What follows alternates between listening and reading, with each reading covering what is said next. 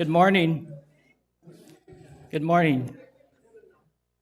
This is the December 8th Governing Board Workshop, and if you would join me at the Pledge of Allegiance. I pledge allegiance to the flag of the United States of America and to the republic for which it stands, one nation, under God, indivisible, with liberty and justice for all. Thank you. Okay, we do have a quorum. All 9 directors are here, but before we start the business, just a little housekeeping. This is a non-voting business meeting of the Governing Board, and according to Arizona open meeting statutes, Board Docs is the official repository of Governing Board documents. Besides our bylaw and policy, you can find the meeting agenda and any presentations to be used. Once the minutes are approved, they will be posted on Board Docs attached to the original meeting posting. The board recommends you look at the agenda and attachments before the meeting, and Board Docs can be accessed from the main page of suncitywest.com website.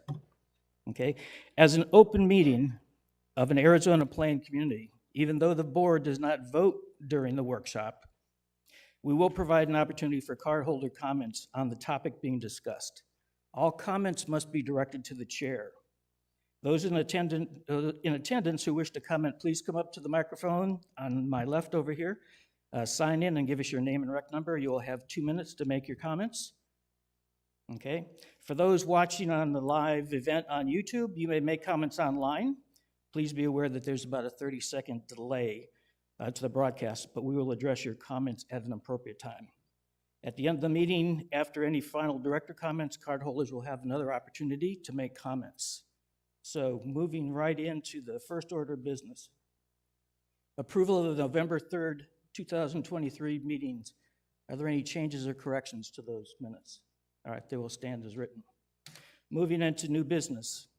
We have an update on the lawn bowling benches capital expenditure. The lawn bowling club had asked the governing board to move the replacement of the benches from next year into this year. And after a lot of consideration, Carl Wilhelm contacted the supplier of the benches, and they would not be able to be installed before they have their major tournament. So it's going to remain in next year's budget. Okay. 3.02, Lovitt-Touch Health Insurance Renewal. Director Rhodes. Thank you. We had a presentation by Lovitt-Touch on our employee health insurance. I'm going to introduce Kirsten Peterson. She is our HR officer, and just a side comment, I want to say that Kirsten is responsible for for finding Lovitt-Touch. Historically, last year, we, the RCSCW, when we went to renew our health insurance, there was a 34% increase. We talked with the folks that provided that to us. We were not happy about it. They knew we were not happy about it. So we had a discussion with Kirsten and some of the other staff, and she is to be commended for finding this company. And I think you'll find her comments to be very, very good and something that you'll be very pleased with when it comes to the renewal of our employee health insurance program. So Kirsten Peterson, thank you. So Terry, could I ask you to put up the presentation? So this is kind of midway through the 13 slides, and we'll get to this particular slide in just a moment. But what I would encourage everyone to do, please, if you have specific questions about this was attached to your agenda this morning, if you could go back and watch the Budget and Finance Committee. We had Scott Ragland, who is the principal at Lovitt-Touch, come out and present the entire slide deck and explain how we got through each of these decision-making items on the process. But we're going to get to this final slide, which talks about the medical. But when I kind of want to back up just a few steps and talk about how we got where we are. To Mr. Rhodes' point, we started looking and moved our vendor from Brown & Brown to Lovitt-Touch. And we started the process of the benefits changeover back in June of this year. So it takes a very long time for us to assess and review the current plan documents as they exist, and then what makes sense going forward.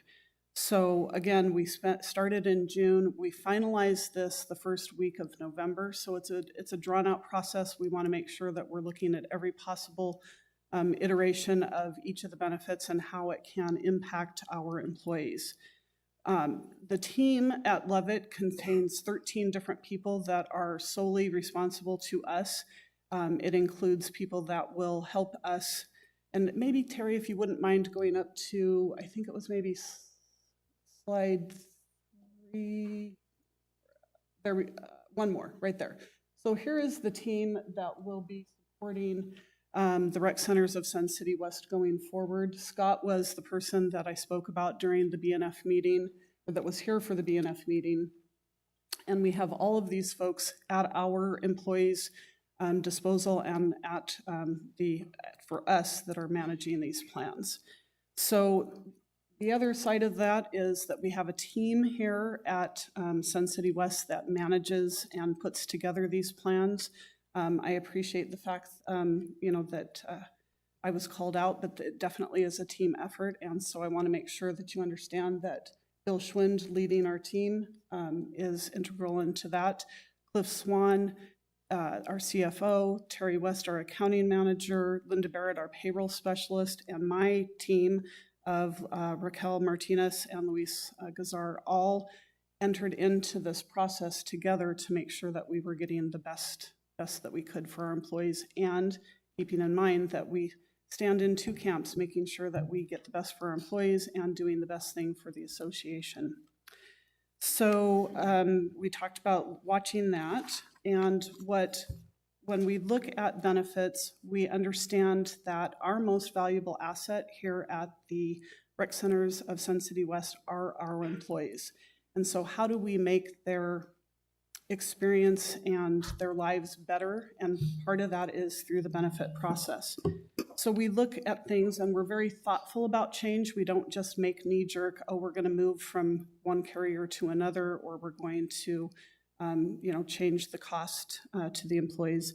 We know that one of the big goals is to, if we can, reduce the costs in a very volatile market under medical.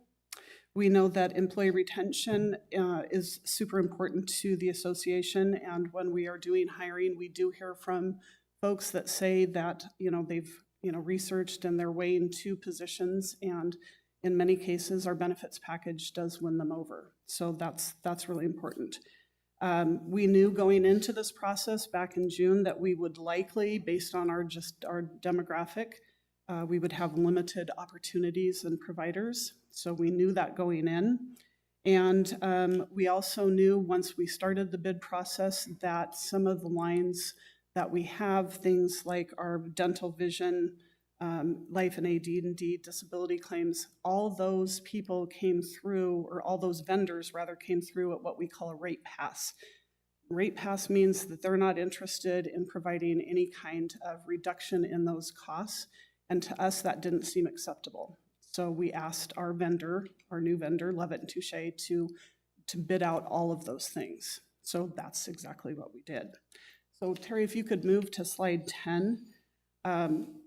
Based on our historical look and our claims process, we expected approximately a 14.2% increase in just our medical benefits.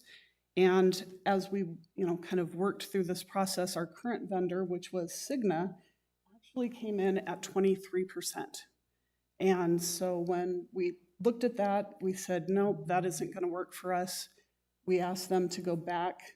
Aetna was the other group that actually was interested in bidding on us. They did bid on us. We went through several iterations. Aetna came in at 5%, and when it came right down to it, although it took Cigna significantly a long time to get there, they came in at 9.6%. So we did, choose to move the plan. We kept all of the same great benefits that are available in that plan without much impact as far as, items that are offered currently to our employees. So it was like for like and a significant decrease in cost. Oh, the other thing that we did is when we moved the plans, I mentioned that we had a rate pass on things like dental, vision, and legal. As an example, those are not costs that are borne out by the association. Those are employee paid costs. So as an example of doing the move, the employee themselves will see a 12% cost decrease on dental.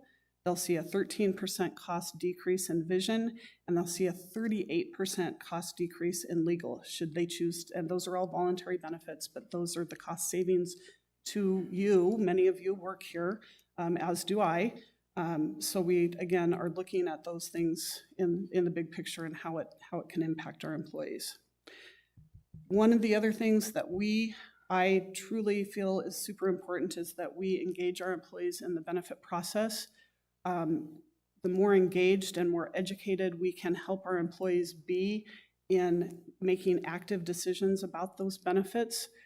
We have 3 plans that are available. You have the high deductible plan, the performance, which is more the mid-level, and the broad plan. Each of those comes with slightly different kinds of providers, the broad plan being the bigger plan, and the more the one that costs more, excuse me. So in those conversations, what we did is we had our vendors come on site and prepare and present all of the benefits and what was available to our employees. We had all of our employees that wanted to. We sent out notices, come talk to us. It gave all of our employees an opportunity to talk to those vendors and see if they were in the broad plan, for example, would it make sense for them to move to the performance plan? Or maybe they didn't use medical very much and they could go to a high deductible plan. So we'll know the changes that people have made at the close of business today. We closed our open enrollment this morning. So we'll know what kind of driving factors made. We did make a plan change to help drive that. We did make a plan change from an 85-15 on the performance and HSA to an 80-20 on the broad plan in an effort to drive some change as well. So shared cost.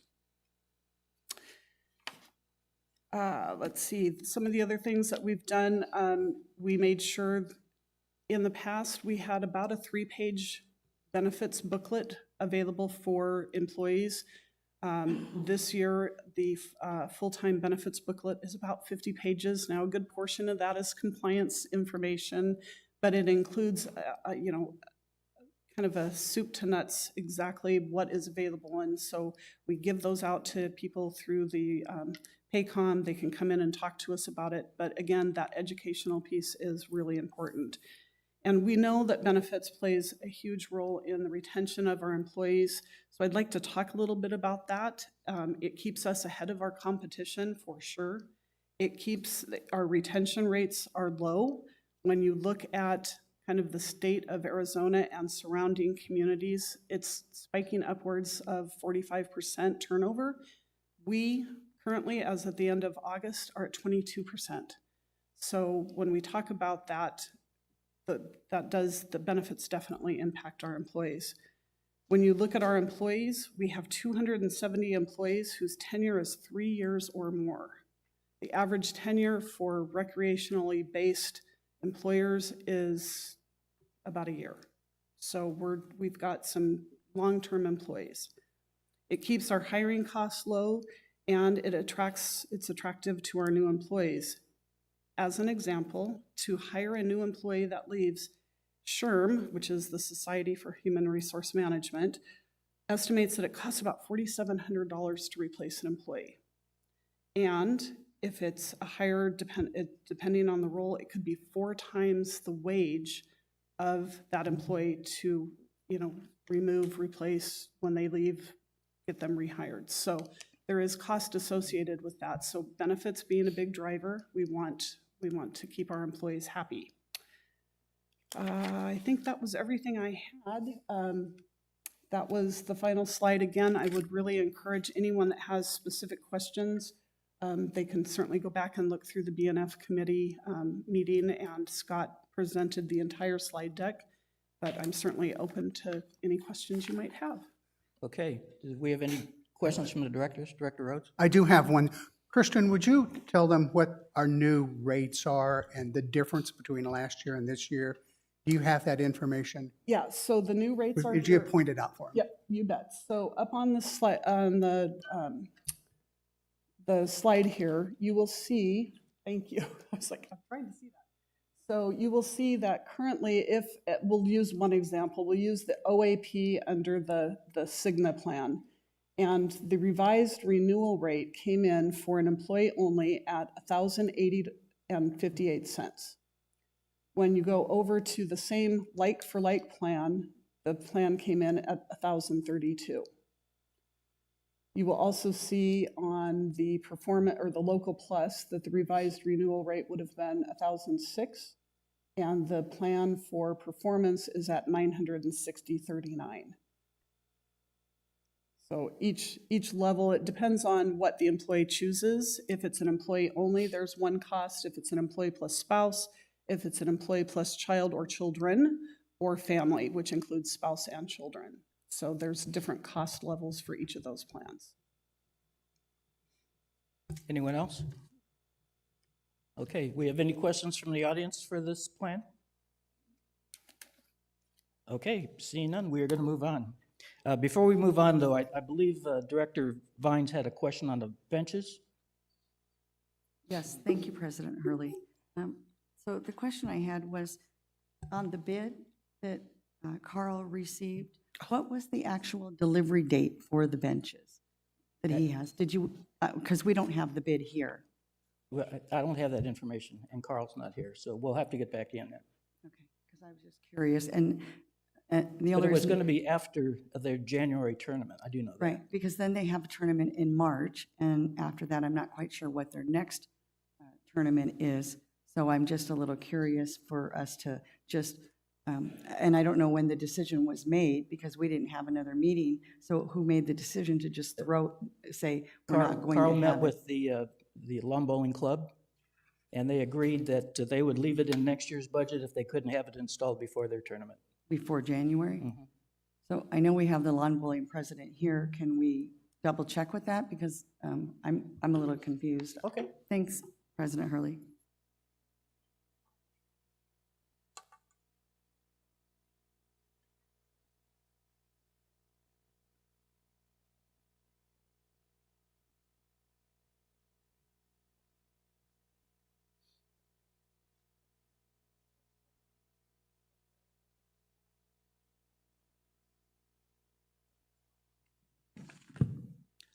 Hi, my name is Tracy Anderson.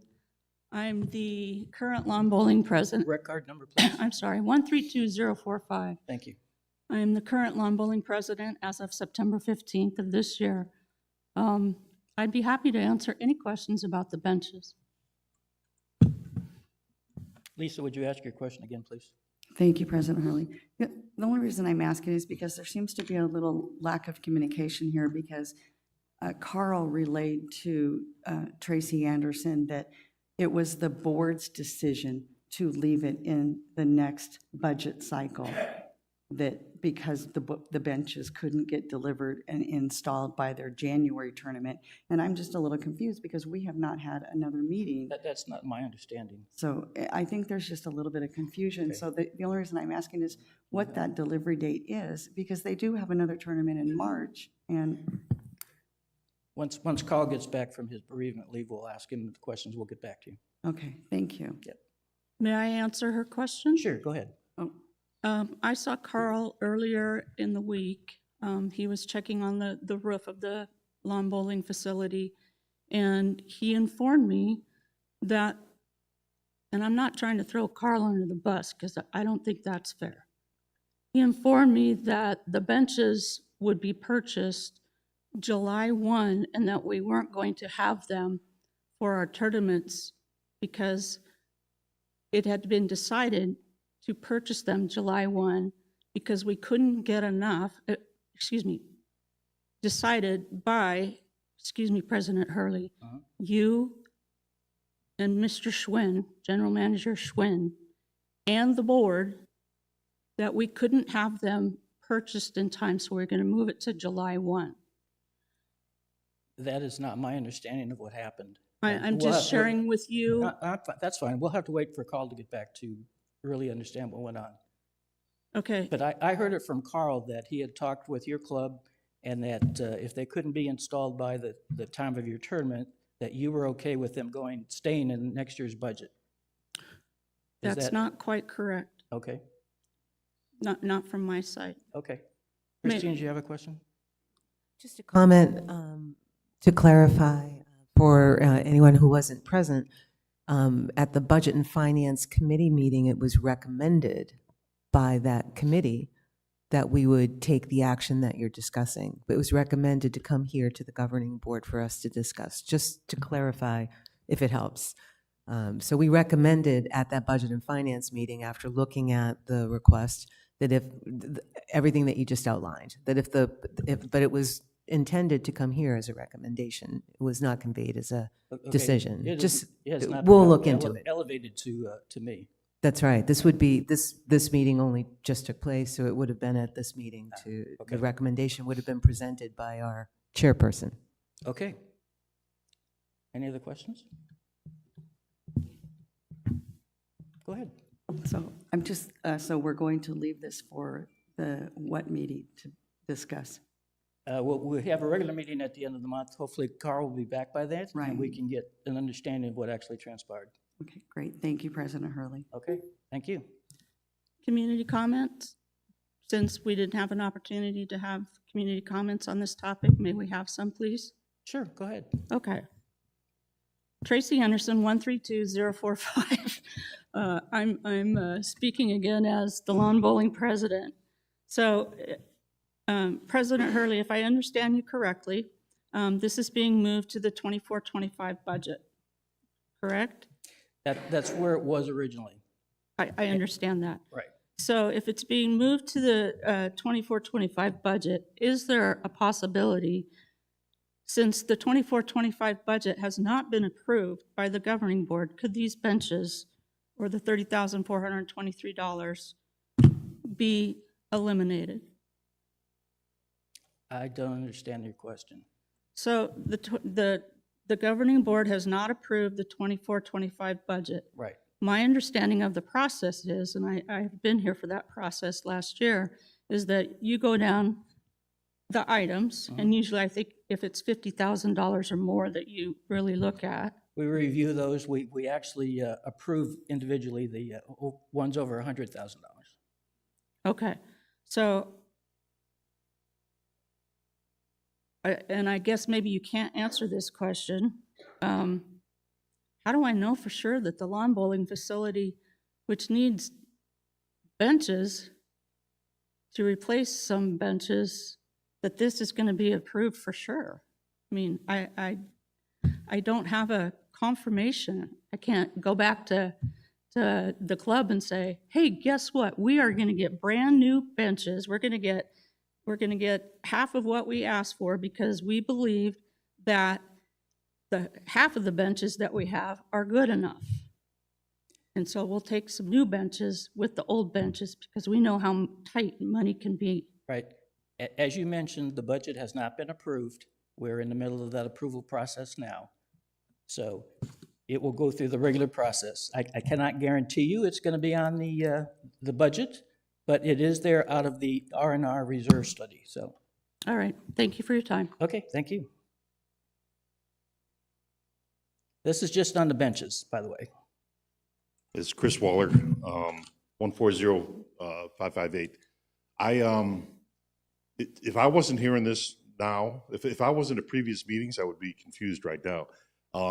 At the previous meeting, I believe, Budget and Finance Committee, it was specifically stated that the proposal was move the money forward if And I believe it was if we could get the benches by, I think it was a January date. There was a little confusion about the date, but I think it was just January date. That was my understanding as Yeah, well. I mean, I really came up here to make that comment because there was a lot of talking up here that if I wasn't at that meeting, I'd be confused. So I Okay, think the action passed from the Budget and Finance Committee that says, this is our suggestion. And apparently Carol says it's not. So, I mean, I don't have a dog in this pony. I just wanted to clarify that. okay. All right, thank you. Moving along, new business 3.03. A point of B&F order, Policy please. I'm Reviews. sorry to interrupt. Sure. There are comments online. Oh, are there? On the second topic of the day, one of our residents made a comment. We don't see them yet. I'm happy to read them. Go ahead. Thank you, Kay, and thank you, Tim. So Karen Poe asks, can you please share the slides longer? I had stated in reply, since we had moved on, that the entire slide deck that Kirsten was referring to is attached to our agenda for Correct. reference. Yes, that's true. And they're also attached to the last B&F meeting agenda. And the entire presentation was made at length, probably about 30 minutes as well. So Yes. just wanted to point that out, and thank you very much. Okay. All right, now moving on, policy review, B&F. Director Rhodes, are you going to do this, or are you going to have? No, I'm going to do this. Okay. We have, all of the committees are charged with reviewing the policies annually. And at B&F, we have done that.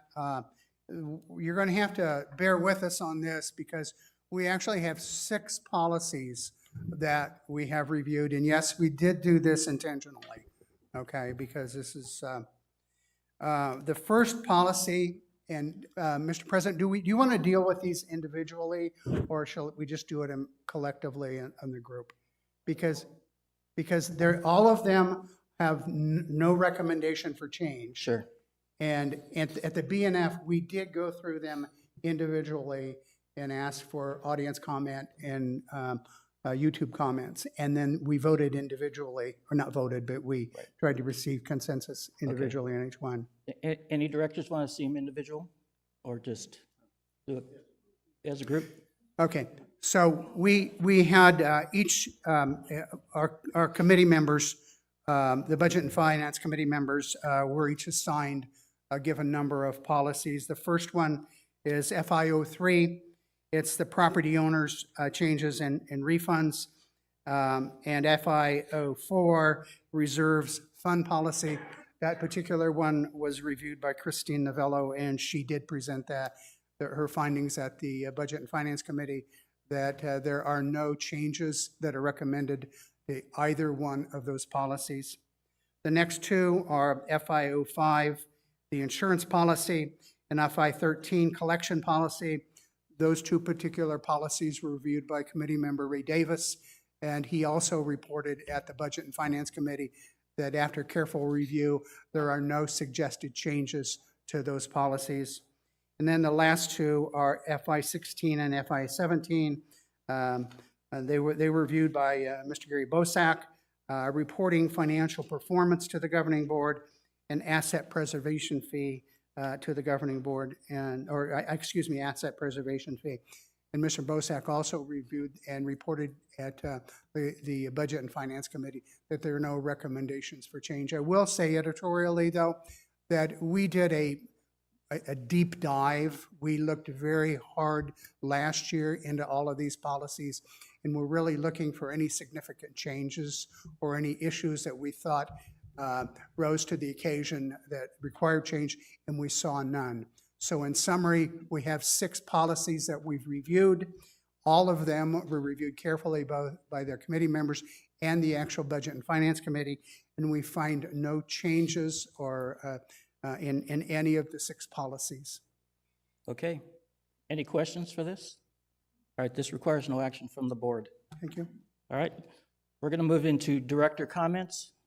Director Novello, do you have any comments? And do you see any others on Because it's not showing up here. Not at this, no other comments at this time. I want to take this opportunity to just restate that I am always, I'm honored to serve our community of Sun City West. I had no idea what my 3 years would entail when I stepped up to volunteer. But for all of you listening today and all of you here in the room, I just want you to know that if I could turn the clock back a year ago, even with full knowledge, I would step up and volunteer again, because this is my home. And no one is going to take my joy in living in Sun City West away from me, nor you. I'm here to serve you, and I remain dedicated to that. I just wanted to say that. Thank you. Great, thank you. Harry, do you have any comments? No comments. Director Vines? No comments. No Director Leary? comments. No Okay. comments. Director Rhodes? I do. I just want to say that on behalf of the Budget and Finance Committee, that we have worked very diligently to try to come up with what we believe were the best recommendations. I'm honored to be able to work with this group of 7 people. There's 8 of us on the committee. They really are your friends and your neighbors.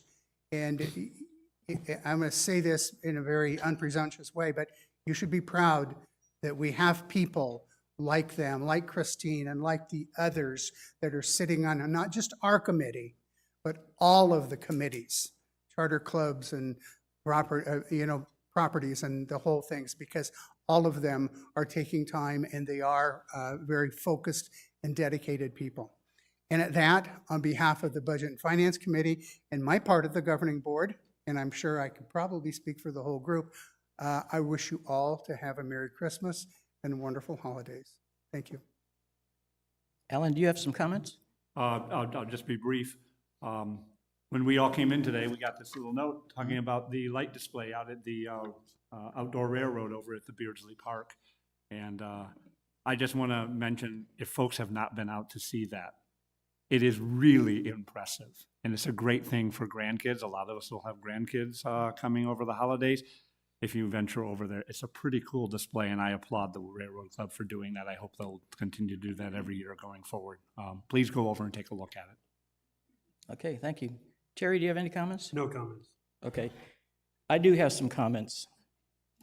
I haven't commented on the recall before this, but I just want to say that the recall results will be known after the close of in-person voting on Monday. Whatever the results, I would like our members to know that it has been an honor to serve on the governing board. I've been elected by the members twice, and I was also appointed to the board twice. I have executed my duties to the best of my abilities, and it has been a privilege to have been elected president twice. I would like to thank the general manager and his staff for the support they have given me, as well as all the other directors I've worked with, past and present. Lastly, I would like to thank our governing board executive assistant, Karen Repkin, for all the help she has given me during my presidency. We will now open it up for member comments. Tom Jones, 110390. I hear chuckling back there. Do I address the chair? Because I understand that last time I wasn't here and there was an elf came here and sold some tickets that I couldn't get sold. So I'm just saying that, Alan, you talked about the light display out at Beardsley. If you've been through by the lawn bowling, across from lawn bowling, there's a 1930 Model AA truck with Santa Claus standing beside it. Santa Claus is there around the clock, and of dusk to dawn, the lights on the packages that he is going to be distributing are lit. And it's a photo op. If anybody, one of our Christmas cards was Suzanne and I standing beside it, and we sent it out to the family, and they enjoyed it. Along with that, out in the courtyard, there may be a raffle car. 2016 Mustang that will be raffled off at the February 10th car show I do have tickets in hand for those of you that would like to have me sell them to you, but you have until the 10th at the day of the show. Thank you very much and enjoyed working with you. Thank you. Cliff, open your wallet. Cliff, open your wallet.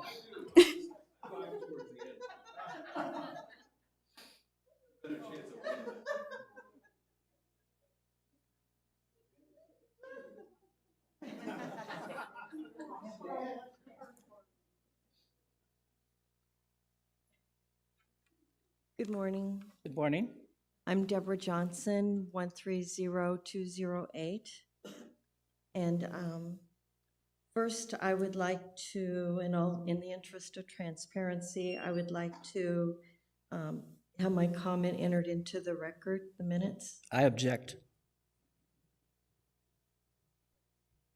Without objection, I object.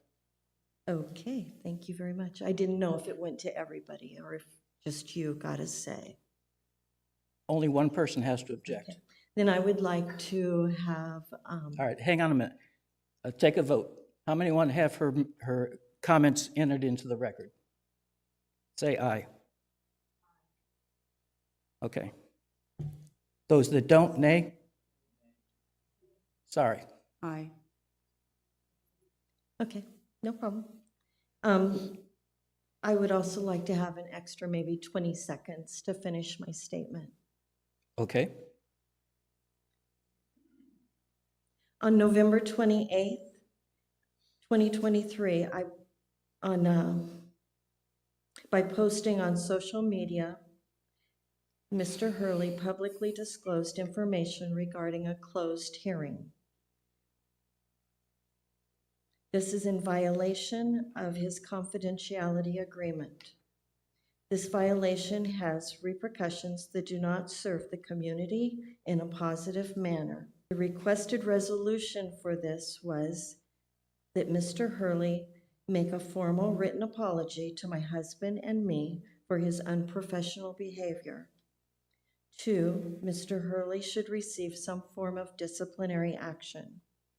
3, Mr. Hurley should publicly state in Buzz About Town that he has broken the confidentiality agreement for the governing board office.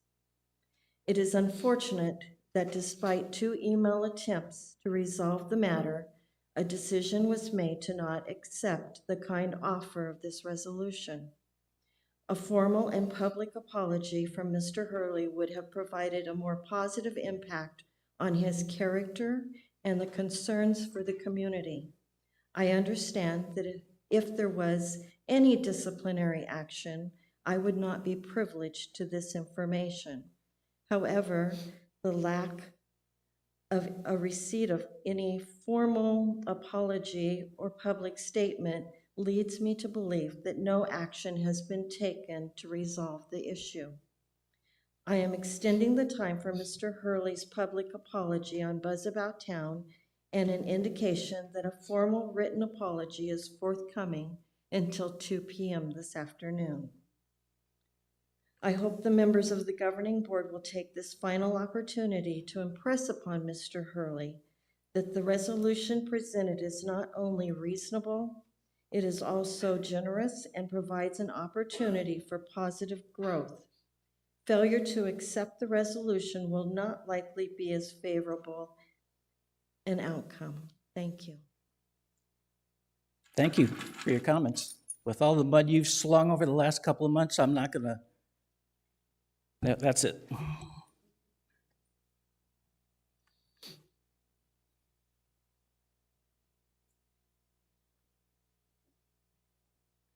Director Hurley, may I Yes, ask you, will there be any meetings forthcoming? we will have a meeting, the governing board will have a meeting on Monday morning, and I will take her presentation to the governing board, and based on their vote, I will act accordingly. Thank you, sir. May I also add something? Sure, go ahead. Social media is probably the absolute worst authoritative source for information to try to identify social media as an authoritative source is an absolutely ludicrous, ridiculous idea.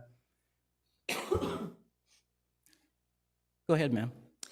Good morning, Mr. Chair and Board.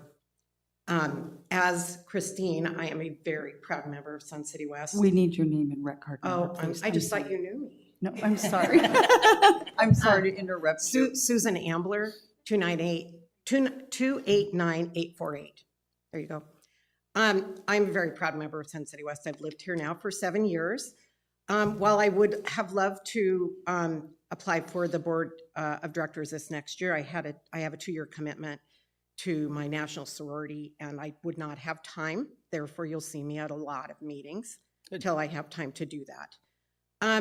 I wanted to say how impressed and amazing the benefits presentation was. As a former CEO, I dealt with that for about 20 years, and it's very, very difficult and can be super controversial. I want to say, and I wasn't going to come up here, but I just wanted to give an example of kind of a dichotomy of presentations. So this amazing presentation, and as it went through the budget committee and whatnot, and then came here, is exactly what my expectations are for the leadership. Good. Lawn bowling kind of is not my expectation, because apparently something happened at a meeting that I was sick, I wasn't able to go to, and then people didn't know what was going on. And I know that that sounds like, well, you know, stuff happens and, you know, this happens, but it happens enough that, and I know that you guys have things, you've got it figured out, but figure it out better, because this is why my neighbors are going to ask me tonight why it was so confusing. And then it looks like it's lack of transparency, and it looks like, well, somebody's just making the decision on their own. And poor Carl's going to get thrown under the bus, right? Because that's just what happens. I mean, in my experience. So my ask of you is, when something is going to be a recommendation from the budget committee, from Jack's committee, from whoever's committee is coming forward, make that happen so that y'all know what's going on, because that's what confuses our owner members. Right. And I'm not shaming you. I'm not doing anything. I'm just saying, here's an example, and here's an example of perfect. Okay, Thank you. thank you.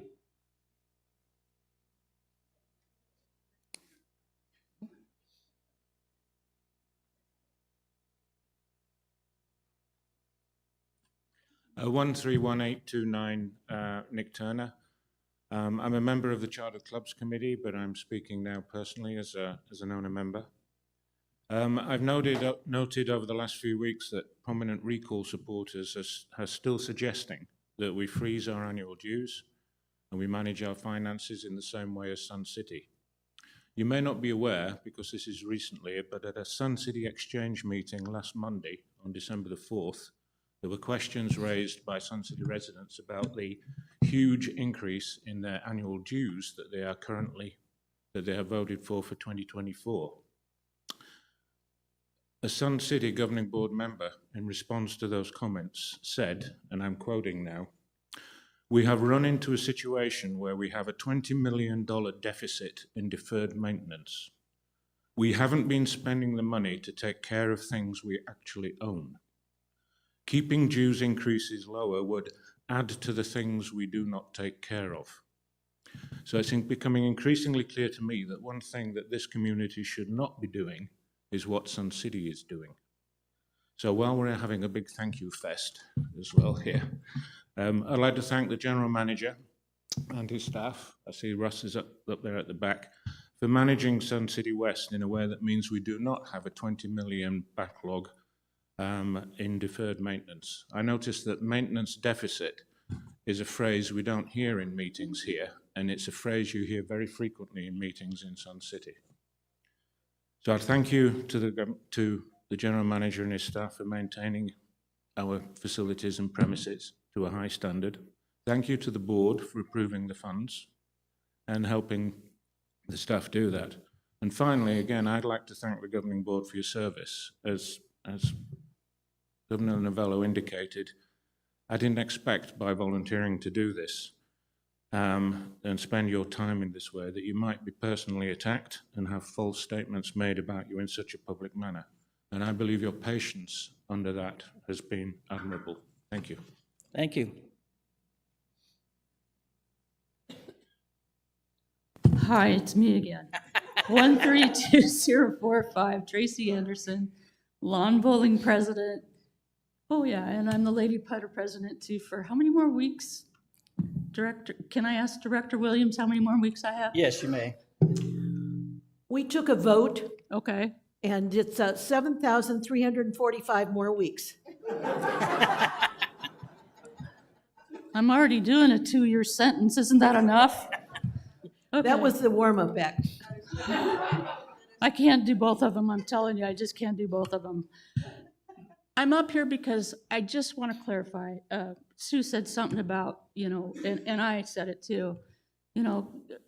Carl and I, in my opinion, get along great, and we can discuss things and stuff like that. And I realized it was a long shot to try to get some benches. We actually, I think, asked for 96, if I remember correctly. However, I just felt the need that we needed to replace the benches that are out there. The committees that came out, or the folks that came out and looked at the benches that I'm talking about, thank you so much. My intent is not to throw Carl under the bus, okay?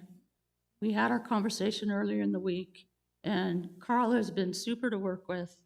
And I just want to make that clear so that whatever he says, it doesn't become a he says, she says, he says, she says, that kind of thing.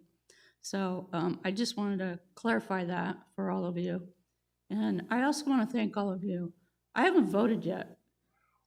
I received 4 emails reminding me to vote. 2 of them were encrypted, 2 of them were not.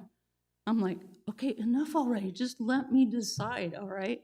So anyway, but I want to thank all of you, and I hope this gets back to being the Sun City West that I love and move to. Thank you. Thank you. Any other comments? Okay. Oh, we have one online. No, we don't have one online. It's actually Director Novello making a comment. Okay. Is that still okay? I'm here in person. There was a lot of miscommunication about the lawn bowling benches. Would it be permissible, President Hurley, if I read the recommendation from Budget and Finance that was made? It's in the minutes of the Budget and Finance 1121. Well, I don't think it needs to be addressed now. Once Okay. Carl gets back, we'll straighten it out. For anybody who is confused, and I believe Sue is right, it was a little confusing to say the least. But if you track back to the November 21st meeting, you can hear it's a very brief meeting, by the way. We discussed this at length, and we made a recommendation to the governing board there. It has not yet come to the governing board.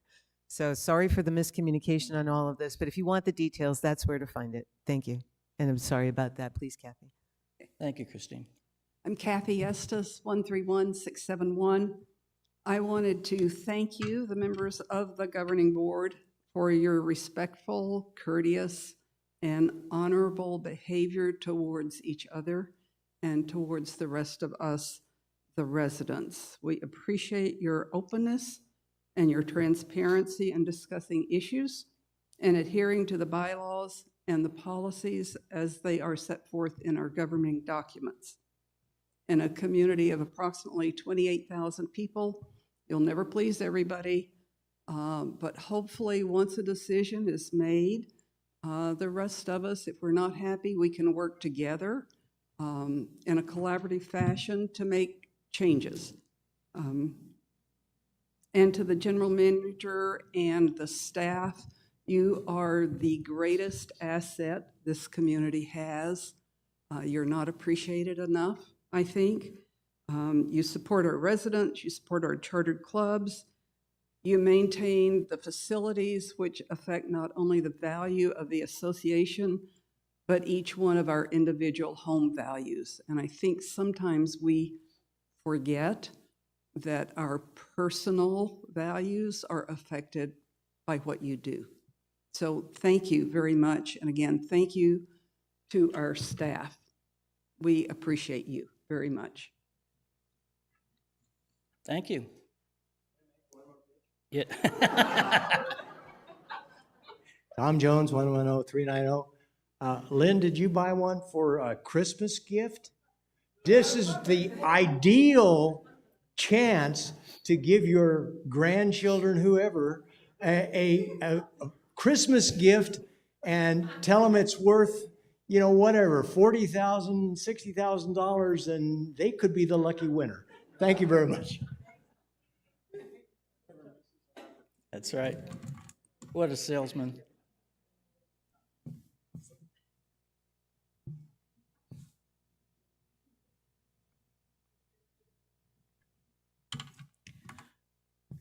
Gwen Rhodes, 125-791.